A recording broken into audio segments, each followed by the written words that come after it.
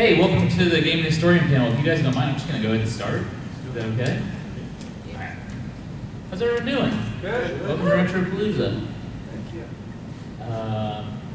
If you guys want, I'm going to get my presentation set up, but if you guys have any questions for me, I'd be happy to answer them while I get set up. Does that sound good? Yeah. Yeah. So, what crazy questions do you have for me? What's your favorite game? Oh, a classic. A classic question. It's probably Earthbound. Probably Earthbound. Good choice. Thank you. It's that game is very well written. It's a very well written game. I think that's why it connects with people so much. Like graphic wise, it's not a super fancy looking game, but it's a very well written game. It's one of those games where you want to talk to every villager. Because they always have something interesting to say. Yep. Yeah. My favorite game is No Man's Sky. No Man's Sky? Yeah, That like the had first a one kind of was a funny, rough but launch, it didn't became so amazing. So true. That kind of a rough launch. Let me know, rap. Bye, Billy. Bye, Crystal. Bye, Billy. Bye, Crystal. Bye, everybody. Hey, say bye to Billy, everyone.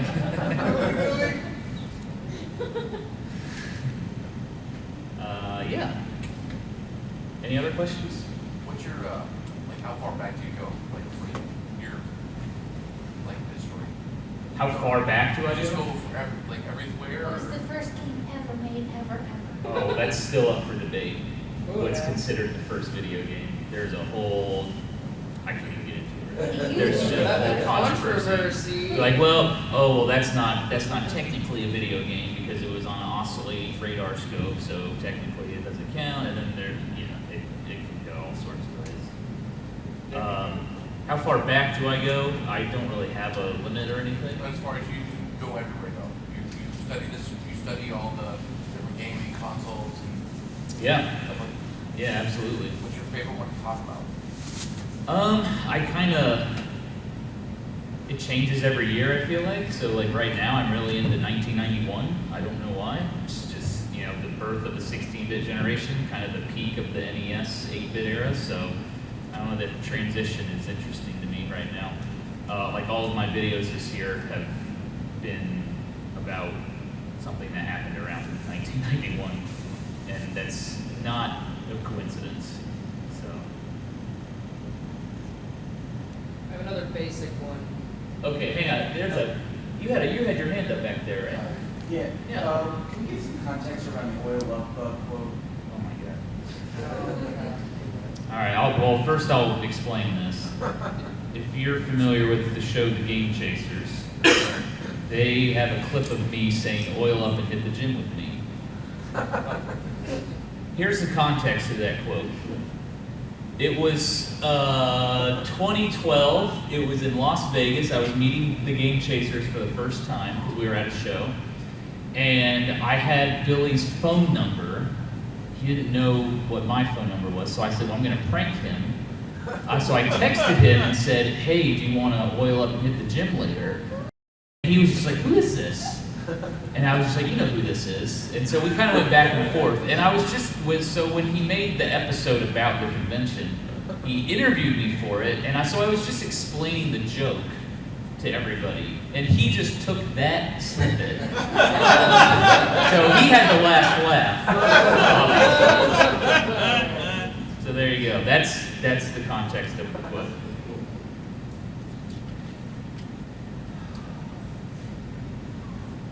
When I was in Portland last weekend, it was a disaster. I could not get anything working, but I think I can get this working today.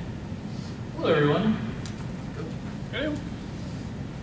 It's like a 30-minute hike to get over here, so. It is, yeah. I just want to make sure I got everything set up Give it first. time.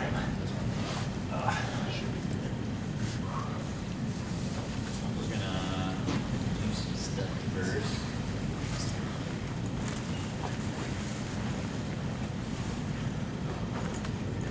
Does anyone else have any questions before we start?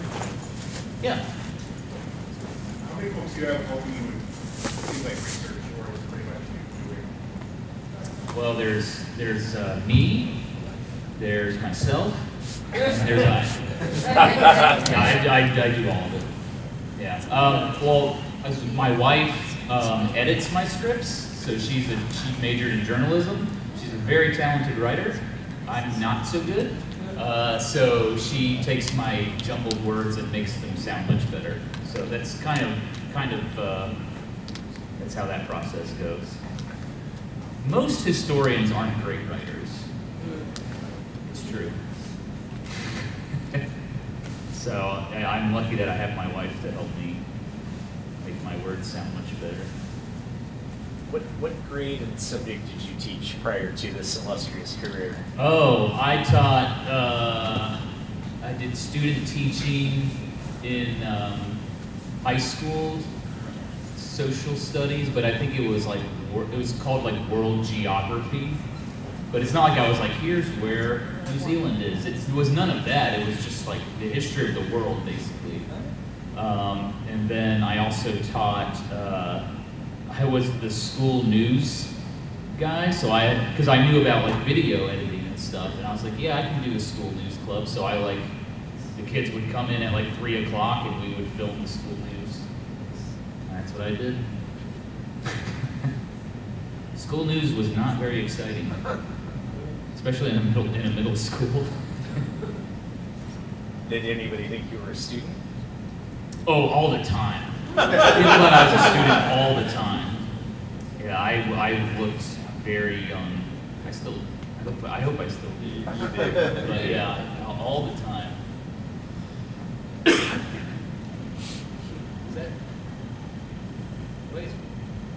Does that say enter full screen? Yes. Yes. Sweet. Yeah, let's set the mood. All right. I'm so happy this is working. And I have Wi-Fi. Whoa. I'm telling you, at Portland last week, it was. I was like, "What's the Wi-Fi?" And they're like, "Oh, it's $15." But they're like, "Well, we have a free Wi-Fi," and I connected to it, and it was bad. I felt like I was on my old 28.8 dial-up modem. Good time. Good time. Well, let's start the presentation. Everyone, thank you all for coming. That says Retro World Expo. I'm sorry, I did this presentation. If you were at the Retro World Expo in Connecticut, this is the same presentation. But welcome to Retropalooza. Last time I was here was 4 years ago, which was 2018. And I always love being in Texas because Texas has the best food. I love going out to eat when I'm in Texas. And I'm from Kansas City, and I think Texas barbecue is better than Kansas City. Bless you. I know. They would shoot me in the streets of Kansas City if I said it, but it's true.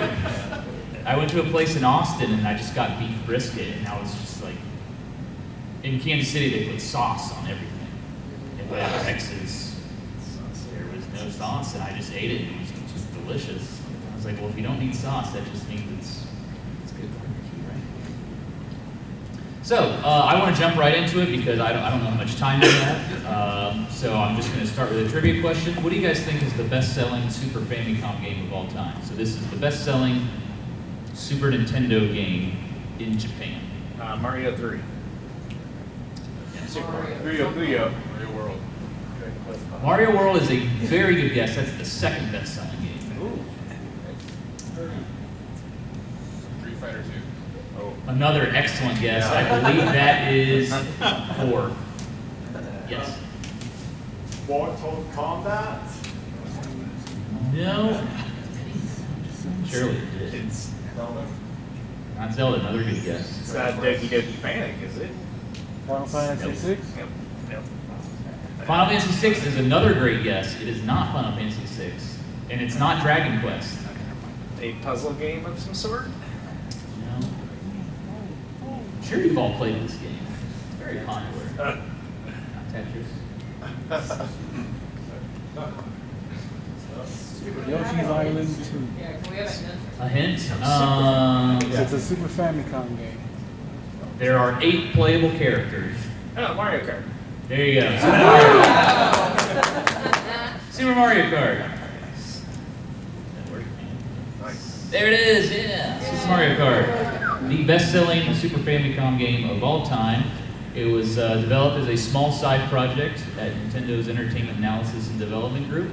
It was the best-selling Super Famicom game of all time, 3.82 million units. But even more importantly than the sales numbers, Super Mario Kart kind of changed the social dynamic of playing a video game console in your home. I'm sure you all have plenty of memories of playing this game with maybe your sibling or your friend or your parents. I'm sure you all have stories. I asked in my Discord the other day, do you have any memories of playing Super Mario Kart? And I just got 30 plus responses. And a lot of them were really sweet. You know, they're like, my mom passed away recently, and I always remember playing the game with her growing up. So, yeah, I think it's important that we mention that when we talk about the history of Super Mario Kart, because I think that is a very important piece of its history. But we have to begin with a game called F-Zero before we get into Super Mario Kart. F-Zero was a launch title for the Super Famicom, released on November 21st, 1990. And if you guys can believe this, it got better reviews than Super Mario World. People were blown away by F-Zero. Man, I played F-Zero on the SNES. Yeah. I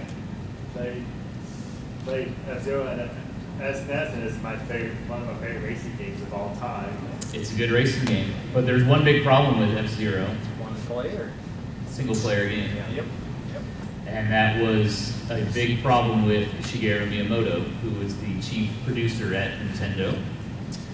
And he actually pushed for Nintendo to make sure the Super Famicom came with 2 controllers.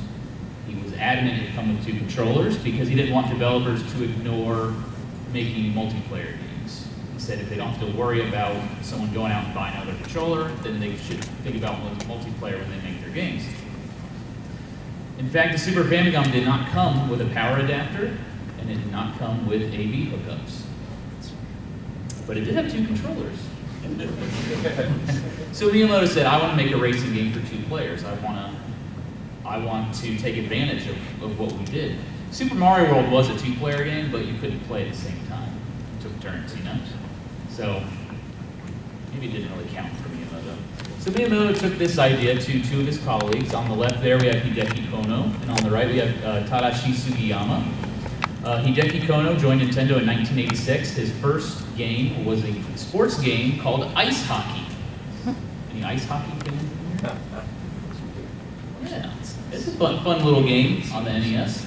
But he really cut his teeth working on Super Mario Bros. 3 and Super Mario World. He designed the maps and levels for those games. And then Tadashi Sugiyama had been at Nintendo since 1983.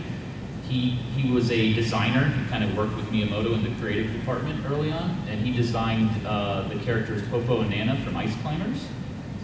But his biggest project was a controversial one. I'm sure you all are familiar with Zelda 2, The Adventure of Link. Controversial Zelda game. Some people don't like it. But Sugiyama also had experience with the Mode 7 technology that F-Zero used. And if you're not familiar with Mode 7 can basically take a background layer like this, and it can rotate it and manipulate it so it kind of gives you like a faux 3D effect. So if you look at this screenshot here, that's just a background layer kind of rotated at an angle, and the sprite is over it. So this F-Zero racetrack, this is 100 screens on the Super Nintendo. And the Super Nintendo just has to render each screen.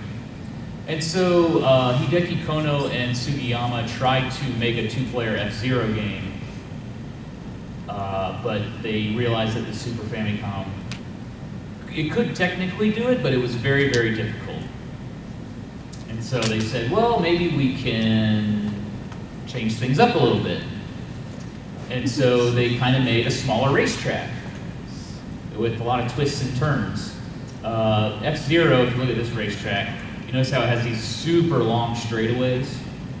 And they did that on purpose when they designed the game because they wanted you to feel like you were going really, really fast. But on this one, I don't think you can really do that too right? And they actually tried this race course with the F-Zero hovercrafts, and it was kind of a disaster. And so they said, well, F-Zero is not going to work with these racetracks, but maybe something else could. Anyone want to take a guess? Mario Kart. A go-kart. Go-karts are a good idea. So go-karts seemed like a pretty good choice. Go-karts don't go very fast, and if you've ever raced in a go-kart, the tracks are always, windy, twisty. There's one big problem though. They had this idea for go-karts, but no one on the development team had ever been in a go-kart. They had no idea what it felt like. The illustrators were like, I don't even know how to draw a go-kart. Never seen it. And so there was an artist on staff, his name was Yoichi Kotabe. He had been at Nintendo for a few years, but he came from the anime industry. And he had worked with people like Miyazaki, Studio Ghibli. And he gave Hideki Kono advice. He said, if you want to know more about go-karts, let's just go out and play in some go-karts. And so they took a work outing, and they drove around in some go-karts. But he had to approve the idea with Miyamoto, because he's the chief software producer, and Miyamoto was like, I don't think we have the budget to do a go-kart outing. I don't think we really need to do that. But they pushed and pushed, and finally Miyamoto approved the outing. And so they not only get a feel for what go-karts are like, they get that lower perspective, they get that sense of speed, but they also, the illustrators get to draw a go-kart by looking at it, And you see a game start to take shape. They're finally, from the failures of the F-Zero game, you're starting to see a game take shape. And so initially they experimented with go-karts, and then they also had this slower hovercraft vehicle, very similar to F-Zero, but it just went way slower. It feels like a bumper car, almost. And so they liked the go-karts a lot, so they said, we're just gonna go with go-karts. But there was one, again, they ran into another problem. This is something you see a lot in development. You keep running into issues and you have to overcome the issues. The issue with this is everyone kind of looks the same. They have different colors, but it's just this generic guy with a helmet, he's wearing coveralls, he's riding around.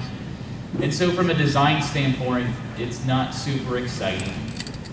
But so they said, well, maybe we can try some other character to race around these go-karts. And who do you think they chose?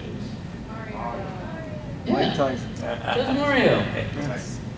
So Mario and Friends, that's kind of the perfect choice. Most of the characters are easily recognizable from behind. It's funny, whenever I say that, I think of their butts. But it has nothing to do with that. I assure you, it's just from it's like the back of their heads. So they came up with initially 7 characters: Mario, Luigi, Peach, Toad, Yoshi, Bowser, and Donkey Kong Jr. And if you're wondering why they chose Donkey Kong Jr., according to Miyamoto, he said it was the 10th anniversary of the arcade game, so we wanted to celebrate that. But I also think it's because Donkey Kong Jr. wears a shirt, so it's a little more easy to recognize who that is. The last character they added was Koopa Troopa. They had no idea who to use, and they just said, well, just throw Koopa Troopa in there. And there he is. And so on the right here, these are probably the earliest sprites of Mario and Friends. If you've ever played Super Mario Kart, you'll notice these sprites look a little different. Bowser's colors are orange and green, just like in Super Mario World. But on the left, you see they updated it to give him the red that we're used to. And then I always love that you can see the back of Yoshi's eyeballs.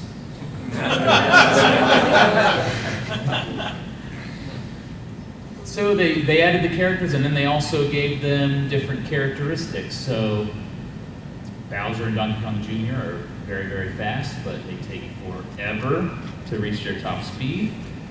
Yoshi and Peach have really good acceleration, not the fastest, not great handling. Mario and Luigi were all around good characters, and then Koopa Troopa and Toad, rest in peace Toad, had great handling.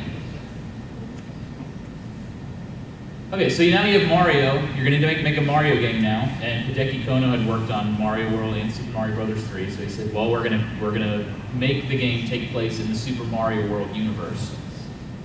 And so You have all these references to Super Mario World. You have Donut Plains, you have Chocolate Island, you have Vanilla Lake, you have Ghost Valley, but there are also new tracks like Koopa Beach and Mario Circuit was kind of a generic go-kart track, but of course we all remember that racetrack on the right, that terrible, terrible racetrack called Rainbow Road. Yeah, there's no guardrails. It's really annoying. When's the last time people in here have played Super Mario Kart? Like a month ago. 1990. 5 minutes ago in the arcade. All right. So I've been playing it again because I've been capturing footage for the video.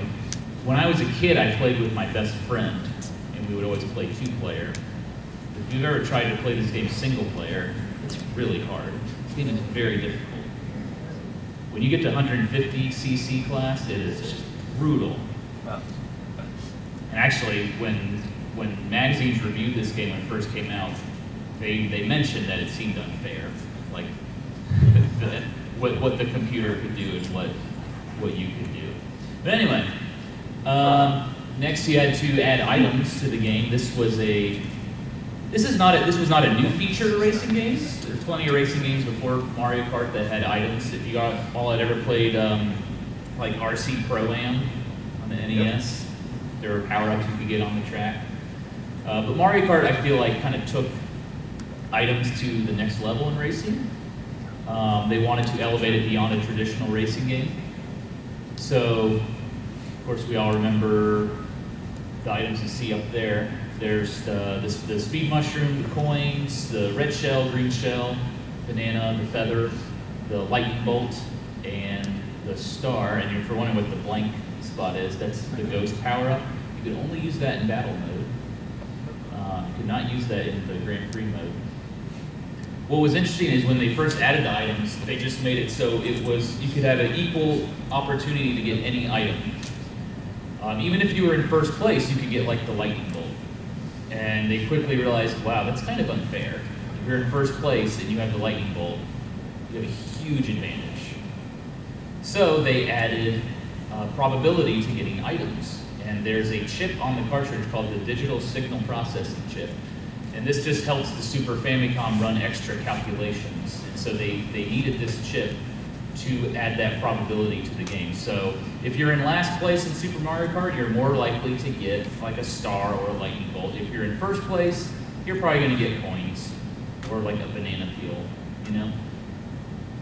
And initially they tried to add this to the computer controlled players, but they couldn't get it working. So instead of the computer controlled players getting items like you do in the game, if you notice, they have their own power-ups, right? So like Bowser can shoot fireballs and Yoshi can lay eggs. I think Luigi and Mario have broken power-ups. I think they need to be nerfed in that game. It's not fair that they get a star power-up and if you touch them, you have to restart the race. I think it's bad. Let's move on to battle mode.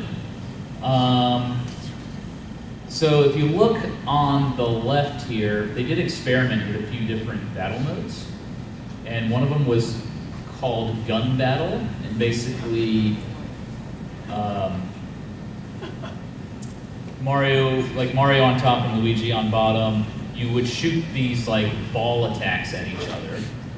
And if you hit the other player, you scored points. The problem was, this idea had potential, but the maps were very wide open, there weren't really obstacles, and playtesters were like, I'm getting dizzy playing this. I'm getting very dizzy. And so they actually shelved the battle mode for a while because they were working on the racing mode, they were running out of memory on the cartridge, and they said, well, we need to work on this a little more, so we're gonna shelve it for now. Once they started finishing up the racing modes, they came back to battle mode and they said, okay, we're gonna add obstacles to the courses so people aren't getting dizzy anymore. You can't just like turn around and around.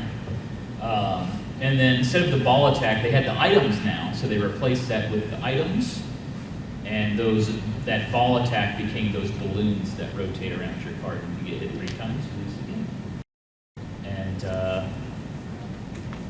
that's all I have for stay tuned. The full video, the 1-hour documentary, will be out in mid-November. Thanks. Yes. Look forward to it. Oh, thank you. I'll mention a few more things here. Surprisingly, before, like leading up to its release, Mario Kart didn't really get a lot of coverage. When I was researching this, I was looking at all these old magazines, and I couldn't even find Mario Kart in some of these early previews. I did find it eventually, but it was just the smallest little blurb. It was just lost in a sea of other games, which I thought was interesting. And they just really compared it to F-Zero. They're like, oh, looks like an F-Zero clone, you know. It made its debut at the Summer CES show in Chicago. It did not debut in Japan. And people loved it. And then in August, it came out in Japan, August 27, 1992. 4 days later, it comes out in North America, which is a very quick turnaround for localizing back then. Nowadays, obviously, games kind of release worldwide at the same time. But back then, you know, Super Mario World came out in Japan in November of 1990, and I think we got it in North America a year later, so schedules were a little off back then. But Super Mario Kart was consistently one of the best-selling games for the Super Famicom and Super Nintendo. Just to give you an idea of how popular it was, Super Mario Kart stayed in that Nintendo Power Top 30 list until they just stopped tracking Super Nintendo games in 1998. So it was on there forever. I mean, it was funny. It's funny because I was looking at those charts. I literally opened every month and looked for Super Mario Kart, and by 1997, I'm seeing Nintendo 64, and I'm seeing Mario Kart 64, but there's Super Mario Kart. It's still there. And yeah, literally until they stopped tracking. But yeah, more information to come in the video. It said it's about an hour long, and it just covers the original game. But yeah, looking forward to releasing that. Anyone have any questions about Mario Kart that maybe I could answer? Or do you feel like I told you everything you ever wanted to know about Super Mario Kart? I have the Super Famicom version of that game, and I noticed there's a few slight differences than what I remember growing up. Are you going to cover any of the regional differences? Yeah, so there are very, very minor differences. There's one funny one. Yoshi's sprite is slightly different. He has more shadows in the Japanese version. I don't know why they took it out. And then the biggest difference is at the trophy presentation ceremony. In Japan, Bowser and Peach chug champagne. North America, they said, we're gonna get rid of that. So Bowser, I think, he twirls the bottle, and then Peach does something else with the bottle, plays with the bottle. Yeah, they took out any references to drinking alcohol. So that's the biggest difference. But yeah. I also am going to mention in this video all of the Mario Kart clones that came out afterwards. There were a lot. Oh man, this Mario Kart game is pretty good. We should probably make our own. You guys remember Sonic Drift? Yep. Why was that on the Game Gear? I don't understand. Your field of view was so tiny. You had to look at the mini map to see when a turn was coming up because you were not going to see it. You just looked at the racetrack. Any other questions? Okay. Were there any? Were you able to find out if there were any items they had to cut? Yes, there were a few items they cut. One was a placeable piranha plant. Not really sure what it did, but it was it was an item that you just placed on the track, and I'm sure it spun you out or something. There was also early on they had an oil can you could throw on the track, and it made an oil spill and you'd spin out. But that became the banana peel. And actually, you can see remnants of the oil spill. I think on the Mario circuit tracks, you can see oil spills on the track. So that's from that. Would you consider making a Mario Kart 64 Double Dash video in the future? Absolutely not. Yeah, the Mario games are consistently, people just absolutely love those videos. And Mario's like one of my favorite franchises, so I'm going to continue making the Mario videos like on all of them. So. Okay. You said that there was one character that they put in because they didn't know who else to put. But was there any other characters that they were like, put this one in and then that got put out?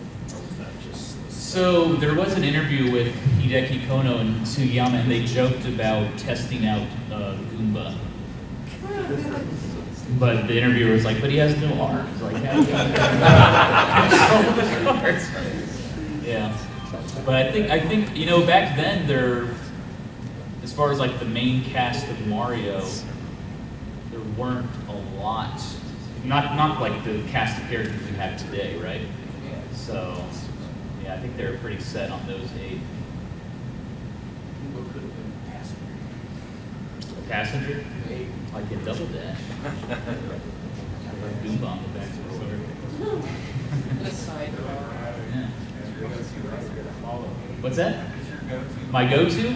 Okay, so I would always, growing up, I would love to race as Koopa Troopa, but when I was recording footage for this, I realized, which I'm sure you all know this, depending on who you race as, you have like a rival when you play the game. So if you race as Koopa Troopa, your rival is Luigi, and he has that stupid power-up that spins you out if you touch him. So I don't play as Koopa Troopa anymore because it's just impossible. You can't pass Luigi.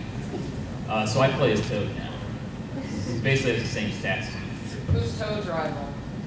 Oh, I think, yeah, Peach is one of them, and I think Donkey Kong Jr. maybe was the other one. I feel like they didn't really know what to do with poor Toad. Just throw them in there. Toad and Koopa Troopa are exactly the same stats. Yeah, they just have different rivals. Any other questions? And then I have a Jeopardy game. Yeah. Were there ever any plans to make a Game Boy Mario Kart or a Virtual Boy Mario Kart? An original Game Boy Mario Kart? I've never heard of them talking about an original Game Boy Mario Kart game. I think they did talk about a Virtual Boy version. I think there were rumors of that. Sounds awful. Virtual Boy was great. Mario Tennis? Mario Land Virtual Boy.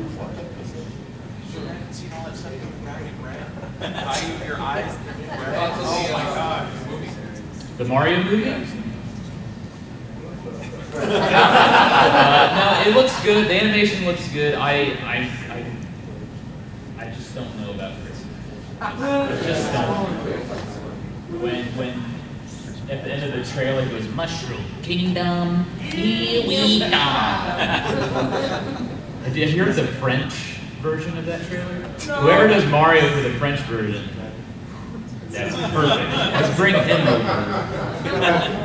You know, well, animation has changed so much. Back in the 70s and 80s when they made animated movies, they had just purely voice actors doing these voices. And now that animation has gotten so big, they want to get these big Hollywood stars now, who aren't necessarily voice actors, but very talented, obviously. But when they announced Chris Pratt, I was just like, I'm going to give him the benefit of the doubt, let him try it, but I don't know. I had these doubts in my head. Me and Pat were talking about who would be a good Mario voice actor, and he said Pauly D from Jersey Shore. He's got the accent. Danny DeVito, maybe? Danny DeVito was supposed to be Mario in the live-action version, and he withdrew, so why not make him the voice of Mario? I think Charlie Day will do a good job as Luigi. Charlie Day's pretty good. Jack Black is nice to do. I know. Yeah, Jack Black was a great voice. I actually forgot it was Jack Black. I was like, wow, whoever's doing Bowser doing a good job. Right. Yeah, and then I thought the Toad voice was great. They just took Keegan-Michael Key and pitched his voice up. I was like, yeah, that's Toad. That's Toad. Right, everyone except Mario was cast for brain. Yeah. And then Chris brain. All right. Let me get Jeopardy set up. You guys look at my login. Set it up here first. All right. So this is if you've been to this panel before. I usually do some sort of game show trivia thing at my panel. So this is going to be Jeopardy. These are all questions. So if you remember the panels from previous years, it's not going to help you. They're all new questions. I'd say 95% of the questions and answers are from Game and Historian videos. I did throw in a few that I thought were kind of general knowledge that most people would know it, but if you're a fan of the videos, you'll do well at this Jeopardy. So, let's see. We get 3 volunteers who'd like to play Game Historian Jeopardy. The winner gets a prize. Hang on, don't get too excited. Nobody else is going, huh? Yeah, you might see the prize and be like, it's a Game Historian notebook. Valued at $10. So I usually do not pick the volunteers, but I think I'm going to. They're right in front. Cool glasses. You right there? Sure. That's you. And you as well. Nice. Over here. Welcome, contestants. I don't want to sit in the middle. That would be weird. So I'm going to move over here.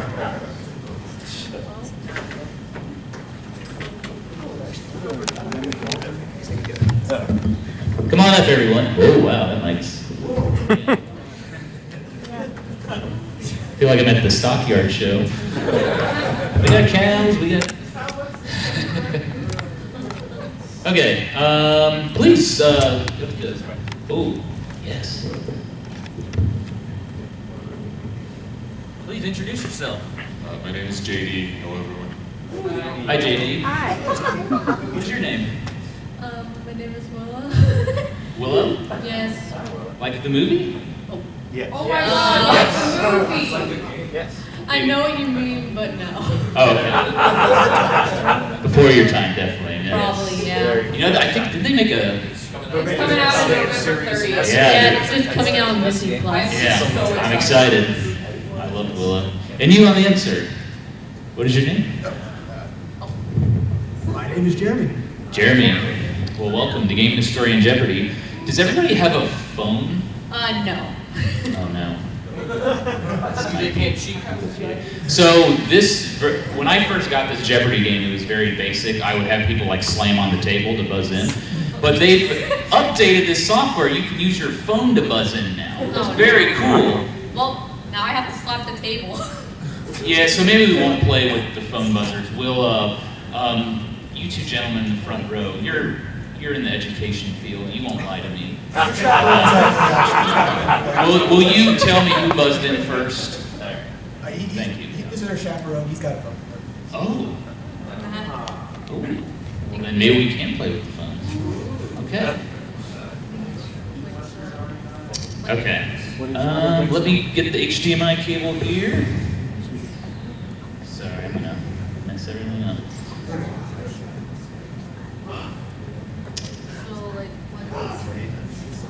I will let you know where to go in a second. I'll say panel gun covers. Okay. There's no, this is Safari on your app, so I don't know where it is. Oh.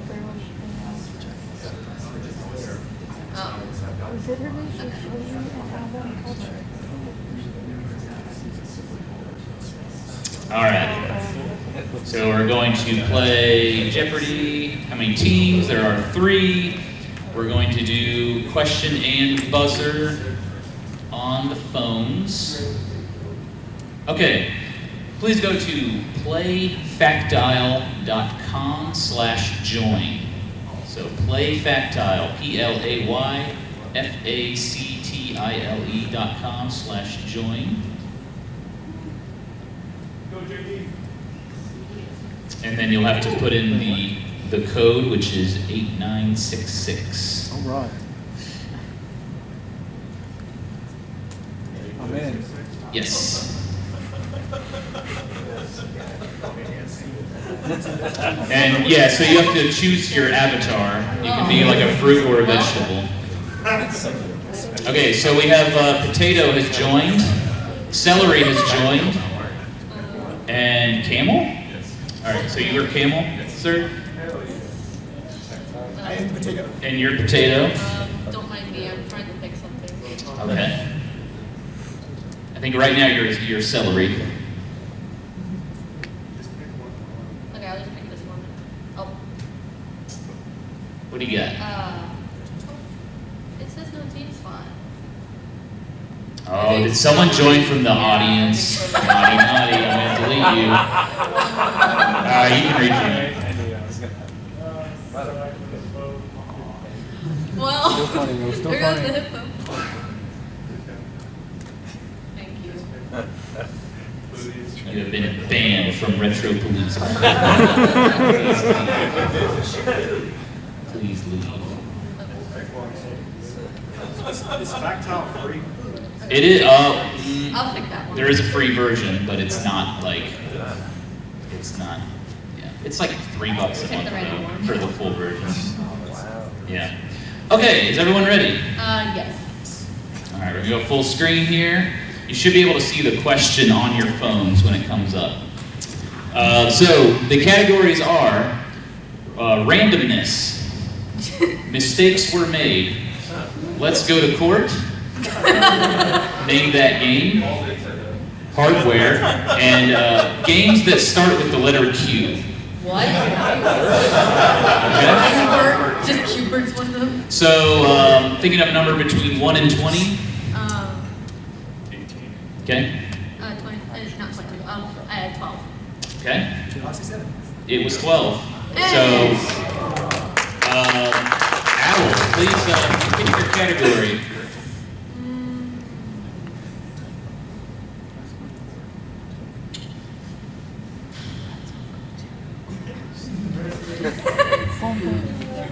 Okay. Do you want games that start with the letter Q? No, Randomness? randomness, please. Randomness for 100, 200, 300, 400, 500. 200? 200. Randomness for 200. The answer will be on your phones, remember. Okay. True or false, you could cheat in NES light gun games by shooting at any light source, such as a lamp. Chum chum. Potato. Oh. Potato, you buzzed in. Do we need one more question answer? You can just say true or false. It's fine. I'm going to say yes. I think the light bulb trick could work. Yes. Right? That is incorrect. Oh! What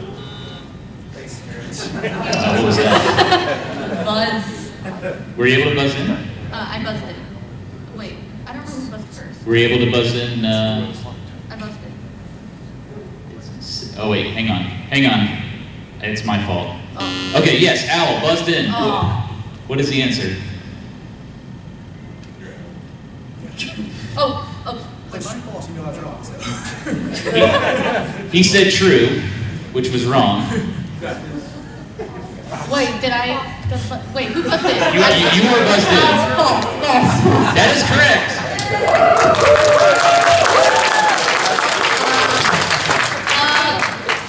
So you got 200 there. You have the board. The phone turned off. Oh no.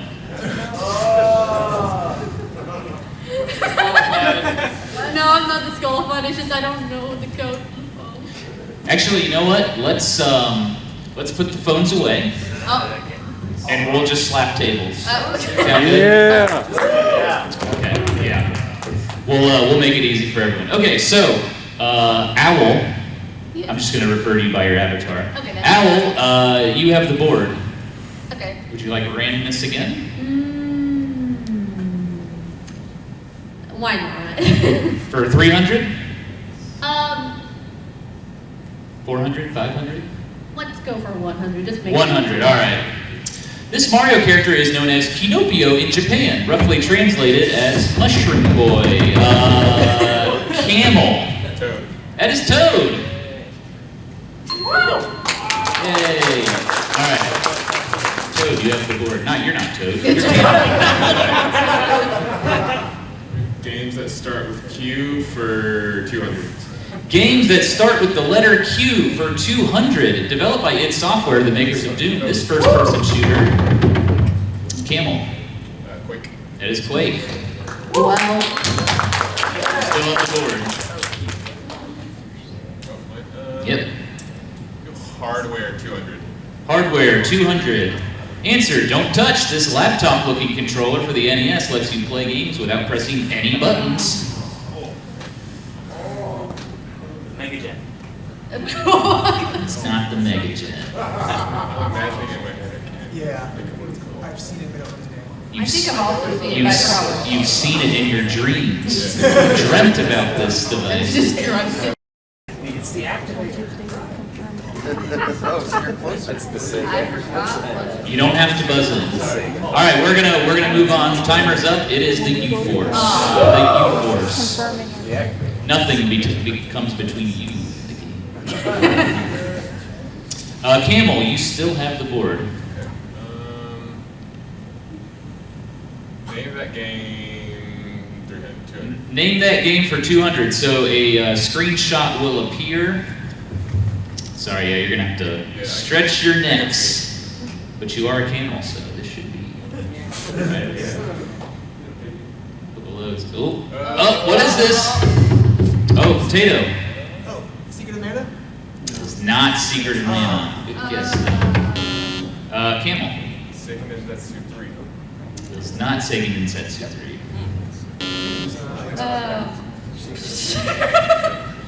I don't know. It just looks like a Legend of Zelda clone, kind of. Oh, It is a clone. Give her the points. Give her the points. I just. You know what? I'll give you. Half point. All right, I'll be nice. You get Half point. It's Crusader of Senti. It's basically a Zelda clone. Well, It was on the Mega Drive and Genesis. Yes. I didn't know that. Owl, you have the board. Let's do guess the game 100 just for fun. Name that game 100. Yeah. I think that was Camel. That is Super Mario World. You're correct. Camel, you have the board. I'm curious what Let's Go to Court is. So Let's go to Court 100. These are lawsuits in the video game industry. Oh. This company was known for publishing unlicensed NES games. Potato. Tengen. Tengen is correct. I would have also accepted Atari games. Potato, you are in last place, but you have the board. Okay, let's do Name That Game for 500. Oh, wow. Name that game for 500. Oh, no.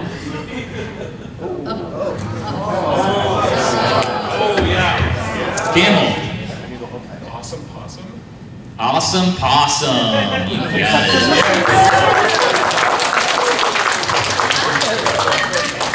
Camel, you have the board.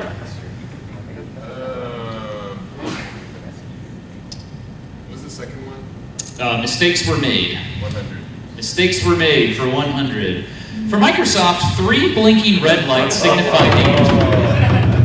That was Potato. Red Ring of Death? The Red Ring of Death. Yes. On the Xbox 360, if it's there, it dies. That's correct. Potato, you have the board. Name That Game for 400. Name that game for 400. Answer. Camel. Oh. Mega Man for the DOS. It is Mega Man on DOS.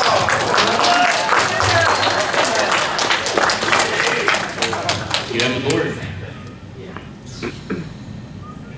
Hardware for 300. Hardware for 300. Released by Bandai, this quirky accessory turns your Game Boy into a fish finder. It only came out in Japan. stop spelling for fighting. Fish boy.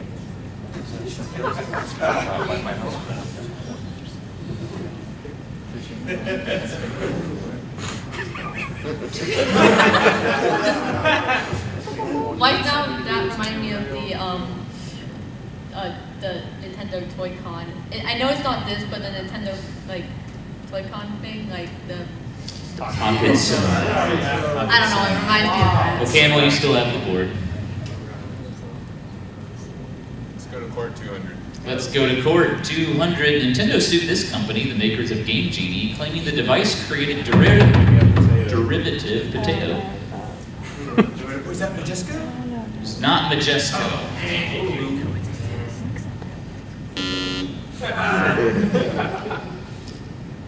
Digital cheat. For some reason I'm thinking the name Aladdin. Not Aladdin. See where your mind's going. You're in the right vicinity.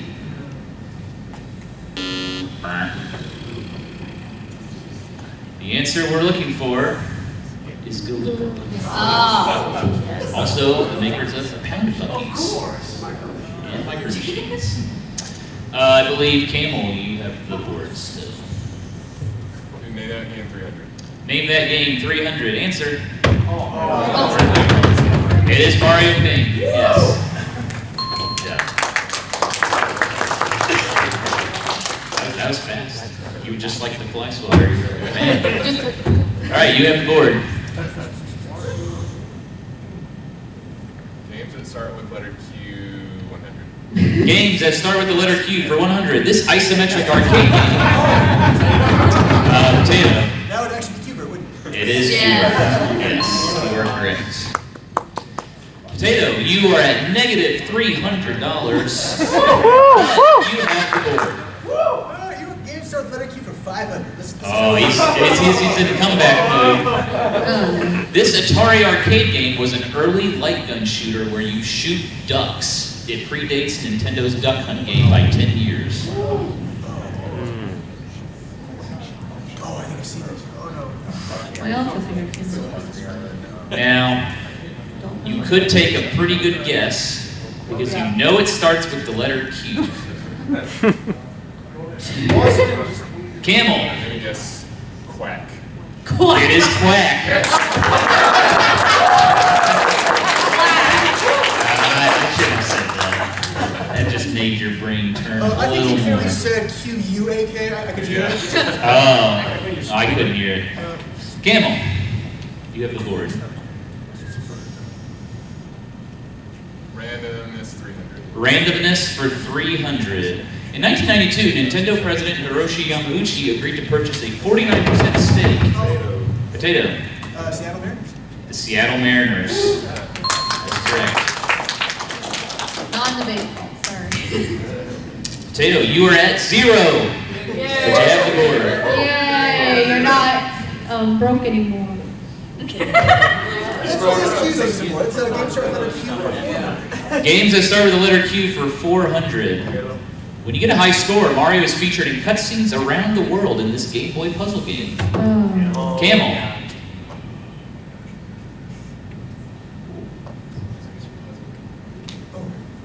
Did you buzz in and not know the answer?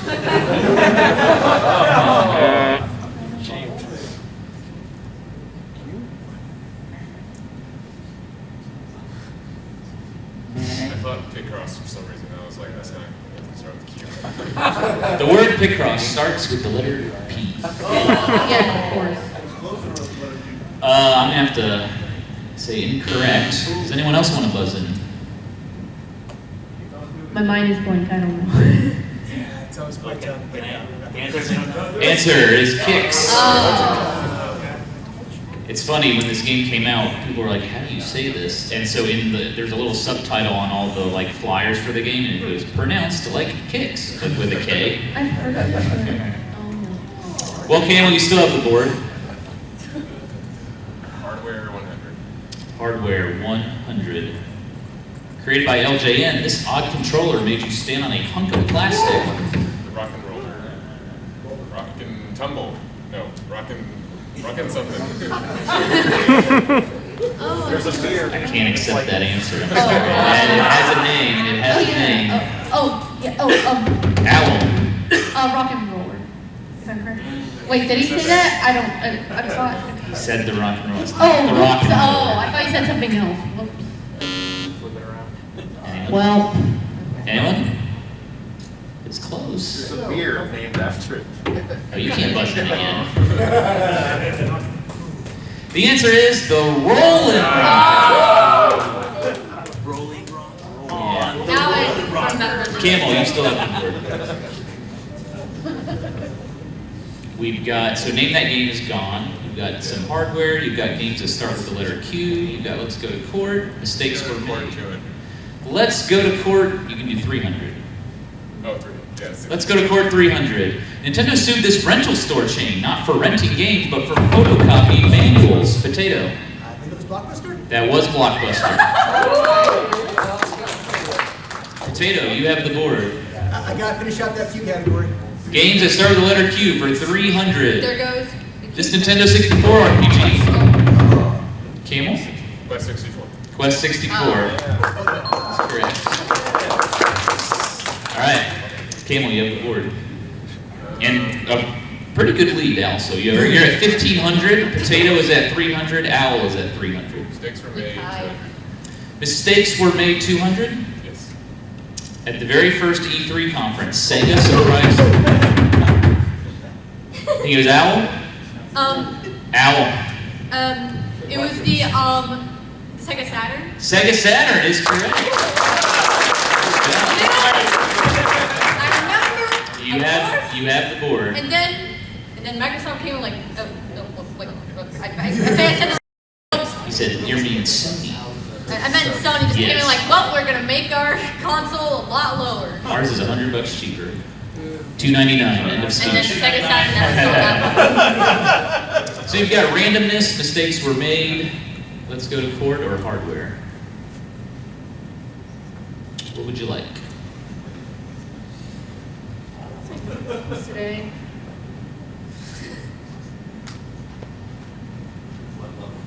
Oh wait, I forgot. Oh. 3, 4, 5. Here. We have no insurance. Stage. Very true statement. This is Jay. Let's do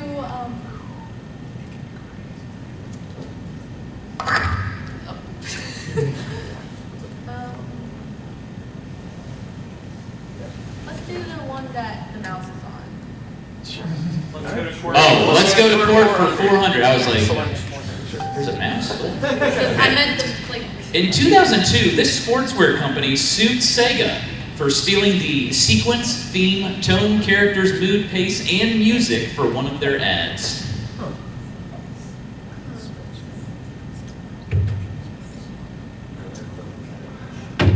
Camel.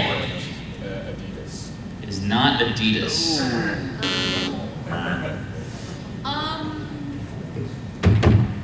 Owl. I'm gonna be so wrong with Jaguar. It's not Jaguar.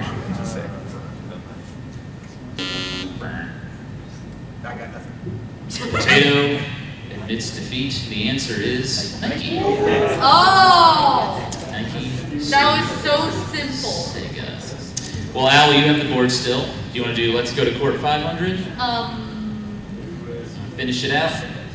Let's go the core over here. Let's go 500. All right, here we go. In 1990, 9-year-old Clark Tiemann and his parents sued Major League Baseball, Nintendo, and this video game company for violating the Connecticut Unfair Trade Practices Act. What is the name of the video game company?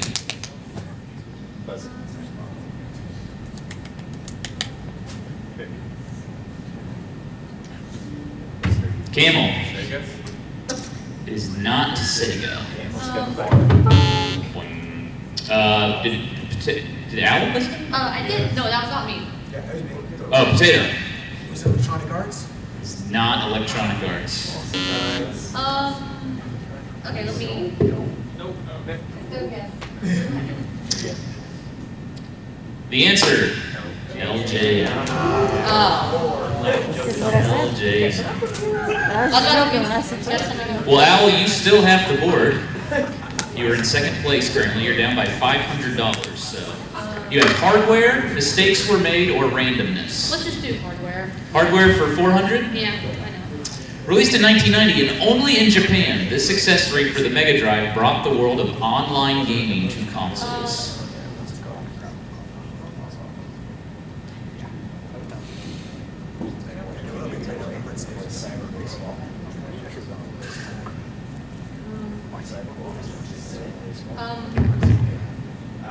Owl? Is it the CD attachment thing? Is not a CD attachment. I said it completely wrong. For what it's worth, that's also the name I had in my head right now. Answer. The Mega Modem. Oh. The Mega Modem. You probably shouldn't guess that. Al, do you want to finish out hardware? Why not? Alright, hardware for 500. In what could be the first parental control device for video games. This physical lock blocked cartridges from being inserted into the NES.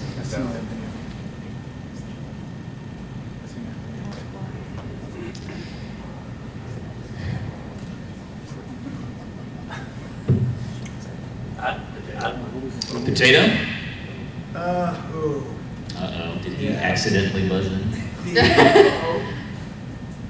Yeah, kind of. It has a real cheesy name. Yeah, I guess you did a video of this, didn't you? I did do a video on this. Yeah, he did. I don't know what it is, so. Might as well Child take a protector? guess. Child protector is incorrect. Child protector. The answer, homework first.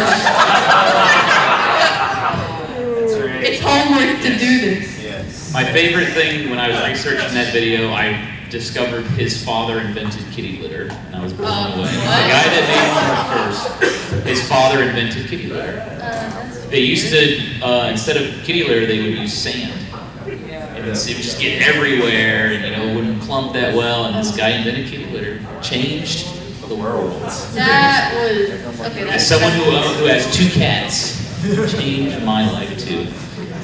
I also. Owl, you have mistakes were made or randomness? What would you like?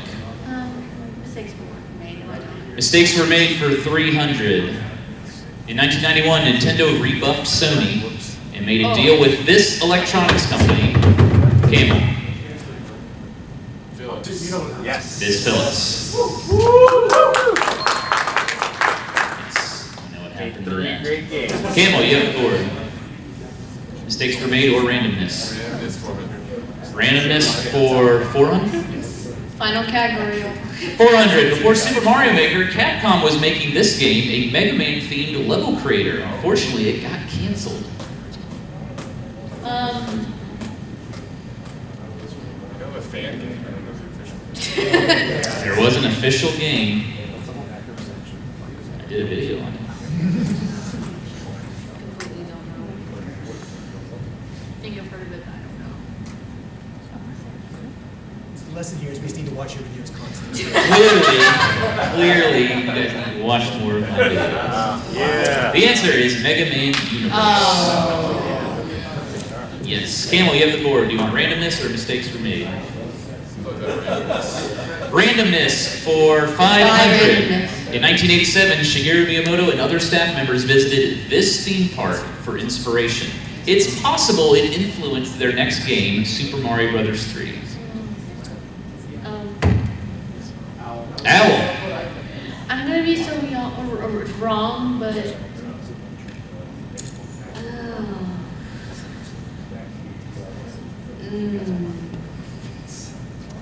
I'll give you a hint. It is not Six Flags. Of course it isn't. We're near it, but it's not that.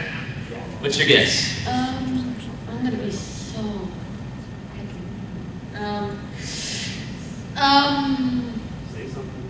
Universal. It's not Universal. Anyone? It's a park in Japan, isn't it? It's actually not. It is Disney World. That was so obvious. It's Disney World. I I'm so sorry. I was So thinking they went to the Disney World in Florida. I was thinking Disney or I Camel. was like, nah, Yeah, 400 or 500. 4 mistakes were made. 400. After Nintendo decided to make the Nintendo 64 use cartridges, Square decided potato. I had Final Fantasy. It's Final Fantasy. Of course. Yeah. And the final question. In 2011, hackers infiltrated this service from Sony, resulting in one of the largest data breaches in history. Camel. PlayStation Network. PlayStation Network is correct. I've seen a video on this. We have reached the end of Jeopardy. There will be no final Jeopardy because we only have one contestant with a positive score, and that would be Camel. So congratulations, sir. You have won Gamer. And your prize. No one has ever had one of these before. No, you can buy them at my booth. It's a Game and a Story bullet journal. Okay, that's valued at $10. Thank you all for playing. Enjoy watching this video. That was fun. There you go.